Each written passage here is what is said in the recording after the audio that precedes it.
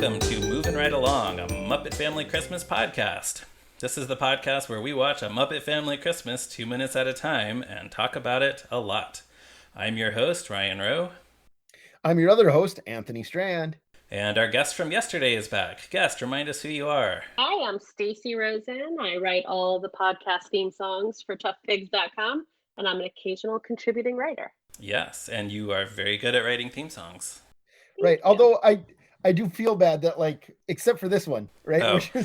Well, we're just using "We Wish You a Merry Christmas" for this. True, but by the time people hear this, Staci will be working on the theme song for the next season of A Christmas Carol. Yeah, I can't wait. She'll be hard at work on her next concoction. Concoction? Is that a good word? Not really, but that's okay. I'm sure that whatever you're... And I don't know that this is the song you're basing it on. We haven't discussed it. But I'm sure that regardless of what song you are homaging, the theme will feel like Christmas. There you Whichever one it is, the odds are it's one of the songs where someone goes, Christmas. Yeah, that happens There's a at lot. least two of them in that That movie. happens a lot in that movie. Yeah, Paul Williams really liked that hook or whatever that is. He loves that. He loves that Christmas. All right, but what about this one? What's this one? No, today we're watching minutes 7 and 8 of A Muppet Family Christmas, in which two more guests arrive at the farmhouse and Robin and Kermit start to sing a Christmas classic.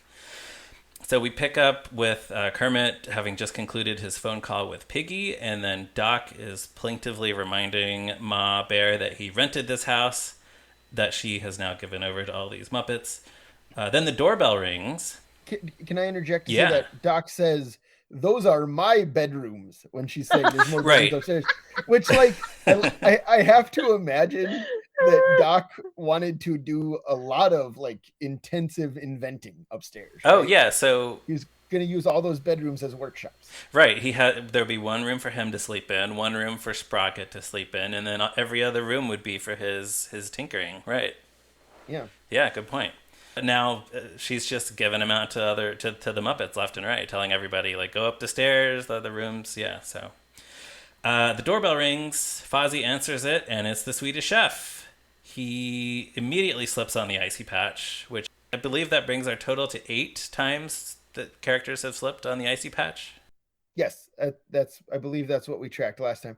But also, this is the best one in the entire special, I think. Yeah, I probably wouldn't argue that. Yeah, because he's carrying the turkey to the... He has a cooking pot full of utensils that goes flying. Yeah, and the utensils fly everywhere. It's great. I love it. Yeah, that is good. I hope Emily has liability insurance.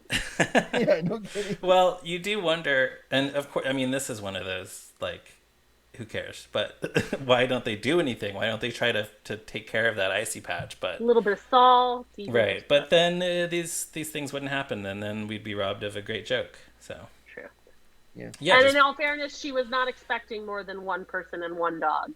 That's right. True. She told them, when they came in, and then she was on her way out. So the Swedish Chef explains to Fozzie, "Dingus for her do gabba do gobla gobla gobla torky," which Fozzie understands to mean that he is here to cook the Christmas turkey. And then they head to the kitchen singing Good King Wenceslas, which I really like.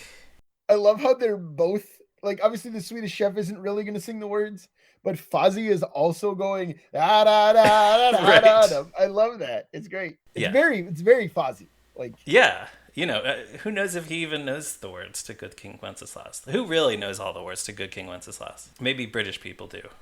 I didn't even know that was the words or what they were saying. Well, it's the song. Right? It's the song that Bean Bunny sings when he's Christmas caroling at Scrooge's house in Christmas Carol. So, yeah, you know I blocked out Bean Bunny. It's also one of the highlights of the second Phineas and Ferb Christmas episode. Ooh, and I do love some Phineas and Ferb. Well, they do. Buford, like, changes the lyrics to be about himself, and then Baljeet gets mad at him, and then Buford starts singing new lyrics about the historical Good King Wenceslas to prove that he knows who that is. Okay, it's great. It's wonderful. We'll have to watch that come Christmas time. Season 3, I believe. Is that on Disney Plus? That sure is. Very good. How do you think the chef traveled to the farmhouse? He was not in the truck with them. He's showing up late. How did he get there? He walked. with his turkey roasting pan. All right, that's a long way. I mean, I guess we don't know where he started from, but potentially a Yeah, I long mean, way to walk. well, like we've talked, like I theorized earlier that Emily Bear lives in the upper Midwest, right? Your rural Minnesota, North Dakota area. Yeah. Swedish Chef is Scandinavian, man. It makes total sense that he has relatives in that area. That's fair. Yes, although later we do hear that he's apart from all his family and friends at the holidays. No, But we know that Big Bird assumes that. yeah, but doesn't I mean the chef doesn't dispute that point. That's true. Maybe he's true, just yeah. It being sounds like polite. an argument for a future episode. Yeah. That's true. It does. It Yeah, does. we'll get to there. that again, We'll yeah. get there. Thank you, Stacy. I also noticed that the chef is not wearing any kind of winter wear. He's not wearing a coat or a hat or a scarf. He's one of the few characters that's just dressed his normal way. Because again, he's from Scandinavia, and this is nothing. Right. Again, what Weather, it's nothing. I was going to say, as a Norwegian American born and raised in North Dakota who never zips my winter coat, it takes a good 15 degrees below zero for me to zip my coat up. Sheesh. There you go. I'm there. Like, I'm right there with him. Yeah. You know? Okay. Yeah. So then Gonzo is looking for Camilla when the doorbell rings again. He goes to answer it, and it's a good thing that Fozzie left the door open because Gonzo is not a live hand puppet, which means he can't turn a doorknob. But fortunately, the door is just wide open. And who is at the door? A turkey. There's something very funny, sorry if I can interject for a Go for it. second, about we see Rizzo, he says not a word, and then a few seconds later, a turkey with Rizzo's voice walks into Yeah. It's true. The turkey is performed by Steve Whitmire. He does sound a lot like Rizzo. Yeah, I like this turkey. It's a good performance. I like the turkey. He's kind of a tough guy. This puppet, I guess, was either altered or rebuilt with some modifications to become Beverly Plume from Muppets Now recently. Oh yeah, I guess It's Really? kind of the same basic design. Yeah. Okay. Yeah. She's not wearing sunglasses. Like that's the main difference. No, She that's looks true. different. Yeah, it might just be the same pattern that they made a new. Yeah. Yeah. Muppet Wiki describes it as the turkey was recycled into Beverly Plume. I don't know how likely it is that it's the same puppet from 1987, but Right. there you go. Right. But we should also note that this is the second of our 3 new major characters in this special. Ma Bear. Yes. And now the turkey, and there's going to be one more. Yes. Also, Muppet Wiki tells us that Steve Whitmire mentioned on his website last year that the character was referred to as Tom Turkey on the set of the special. But they never actually call him anything other than the turkey on screen. Yeah. So the turkey tells Gonzo that he was invited to the farmhouse for Christmas by some guy who spoke Swedish and was wearing a chef's hat, which makes me wonder where did they run into each other? I guess. Right. People go stop for gas in the same. Yeah, that's what I was gonna say. Actually, somewhere on the way to the farmhouse, or yeah, like. Right. Although this scene, that moment has one of my favorite Dave Goelz line deliveries ever. Yeah. Which is where he says, some guy who spoke Swedish, have a white chef's hat on, the turkey says, and then Gonzo goes, listen, that guy is a chef.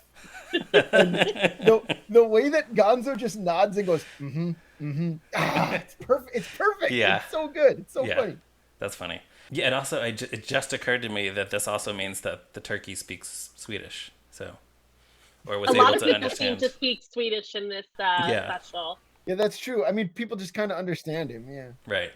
Now Gonzo is very concerned with this turkey's well-being. He's trying to convince him to leave because of what's going to happen to him at the hands of the chef.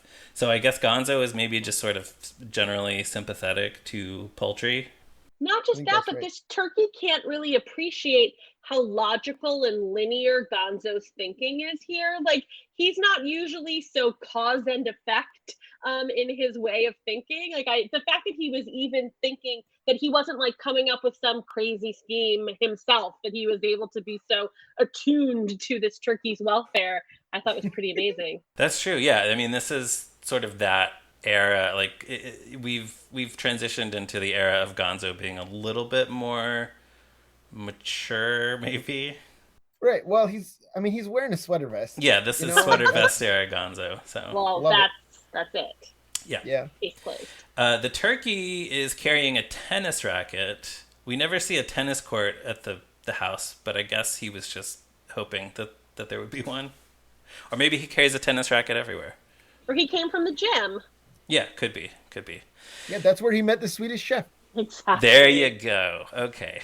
So he ignores Gonzo's warnings, and then at one point he bonks Gonzo in the nose with the tennis racket, which causes Gonzo's nose to sort of bend inward a little bit. So I guess Gonzo has some sort of armature in his nose here. Right. But then Gonzo's nose sounds plugged when he says, "See you at dinner." Yeah. Which I think is great. It's such a nice touch. Yeah, the turkey runs off. And but the Gonzo's line sounds to me, and has always sounded to me like, "See you on dinner." Is it just me, or is it the fact that his nose sounds like it's?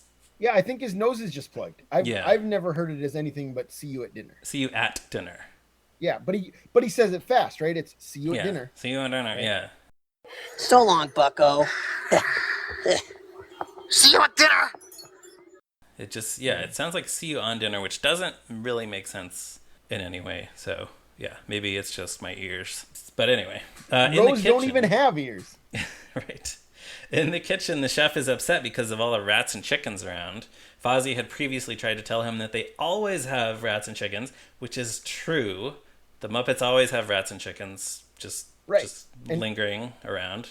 Right, and he's okay with that because then Kermit tells him, what does Kermit do with the rats and chickens? Right, Kermit suggests that they move them to the chef's bedroom, and the chef is just...